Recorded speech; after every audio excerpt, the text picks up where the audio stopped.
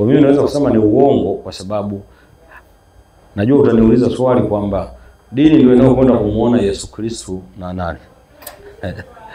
Na tukitaka kuelezea hadithi za Yesu Kristo, tukaelezea mtume fulani, bado ni hadithi za watu waliojitengeneza. Ni sawa sawa na mimi niseme sasa mimi Sashua ni kiongozi wa dini fulani, kwamba mimi nina Mungu fulani. Kwa hiyo dini ni uongo wa kusema kuna Mungu, lakini Mungu ni ukweli wa mamlaka yote. Unasema kama dini ni uongo na yani Mungu kwenye dini ni Mungu wa uongo, yani mipango ambayo imepangwa na watu fulani. Lakini tuna wachungaji na manabii wakubwa ambao wanatumia jina hilo la Yesu, ambapo watu wanaenda wanaombewa na wanaweza kupona.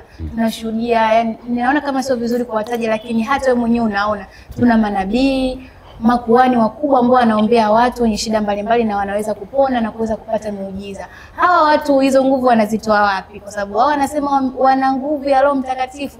Vipi, kuna nini hapa katikati? Lakini kabla wacha nimjibu kwanza. Wacha nimjibu. Kwa sababu mkinichanganya kwenye maswali siwezi kuyajibu. Hakuna kitu kinaitwa Roho Mtakatifu. Kwa sisi watu wa spirituality, hakuna kitu kinaitwa Roho Mtakatifu. Roho Mtakatifu ni wewe mwenyewe. Unapoamua kuyatenda mazuri, wewe ni Roho Mtakatifu. Roho mtenda dhambi ni wewe mwenyewe. Sisi tunaita good energy kwenye negative and positive. Namna ya muunganiko wa binadamu uko kwenye negative and positive. Sasa ukiniambia kuna watu, hata mimi naweza kusema takupeleka mbinguni na mimi ni Roho Mtakatifu. Lakini kikuuliza kwenye uhalisia, ukiachana vitabu, kuna mtu yote ameshawahi kuiona mbingu?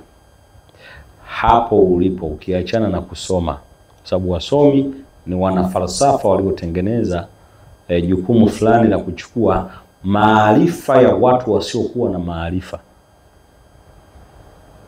Hata kuna kitabu kiliandika, sio Biblia, we are perish for the lack of knowledge. Ukikosa maarifa, wenye maarifa watayachukua na watakwambia kuna Mungu, utasema kweli. Kuna Yesu mtakatifu kweli. Kuna hichi kweli. Kwa hiyo chochote kitakachokuja kwa sababu you are perish for the lack of knowledge, umepotea kwa sababu huna nguvu ya maarifa, utakiamini. Sasa ukiniambia mimi siamini, mimi siamini. Mimi naamini mizimu ya kwetu, naamini nguvu ya kwetu, naamini mizimu iliyotengeneza ukoo wa kwangu. Usiniambie Yesu, kwa sababu ukisema Yesu ni mizimu ya kwao hao. Ndio wanasema wana wa Israeli.